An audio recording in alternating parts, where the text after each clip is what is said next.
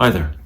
My name is Bradley Wade Jones. I am a co-founder and the president of Emancipation Day Committee of Windsor. I'd like to take a moment to dedicate this, our first virtual celebration, to our other co-founders. Mr. George White, who unfortunately only got to experience one of the celebrations that he helped create in our very first year. In that same year, Mr. Richard Chico Talbot was our sole sponsor, donating $10,000 of his own money, getting Emancipation celebrations back off the ground in Windsor.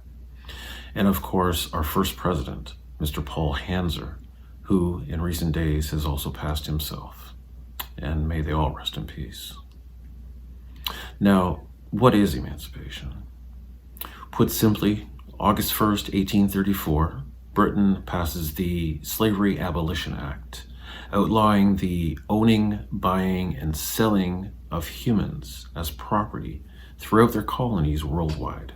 Now, 187 years later, Canada makes it a national holiday. Now, had you asked me 10 years ago what emancipation meant, I probably, being from Windsor, Ontario, would have referenced the annual celebrations that started at Jackson Park. However, in 1 year that we went out looking for the celebrations, there was nothing to be found. And after a little research, we felt compelled to pick up the torch and carry on with the celebrations ourselves. In founding Emancipation Day Committee of Windsor, I've learned so much that I've tried to share along the way. Windsor celebrations were certainly not the only ones. There were celebrations going on throughout the former British Empire for decades before.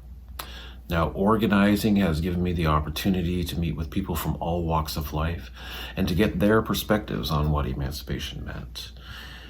In some cases, folks didn't even know what the word meant.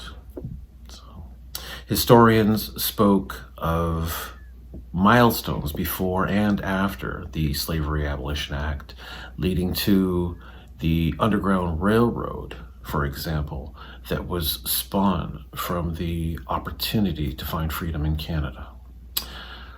Past organizers spoke of Mr. Emancipation, Walter Perry, who brought the celebrations to Windsor in 1932 and the glory days that came thereafter. Still others expressed their own views on the necessity, or the lack thereof, of emancipation in the 21st century. However, the most touching and memorable moment came with a reporter asking 4-year-old Miranda Charles what emancipation meant to her, and without missing a beat, she said, "It means freedom." Since 2014, Emancipation Day Committee of Windsor has had its great years and its not so great years. Of course, this being the second year that has been directly affected by something that none of us saw coming, a pandemic that literally shut down the world. This year, in response to restrictions, we've brought the celebration in part directly to you.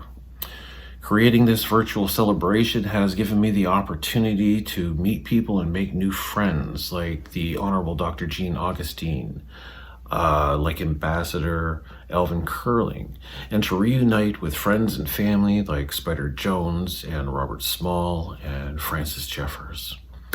Now, in keeping with our mandate to learn so that we may teach, I've asked each of these folks what emancipation means to them. In the words of Canadian singer-songwriter Brooke Blackburn, "Talk to me." So I want to thank everyone who has made this virtual celebration a possibility. Folks from around the world who sent in shout-outs, from people who made the time to be a part of this production, despite what wars their families were fighting with this pandemic. And a special thanks to our friends at Connects Media for putting this all together and bringing it to you. So, we certainly encourage you to continue supporting and participating and to support other organizations like ours in your area. So, in closing, let me just say, we wish you all the best. Thank you for all of your support, and happy Emancipation Day, Canada.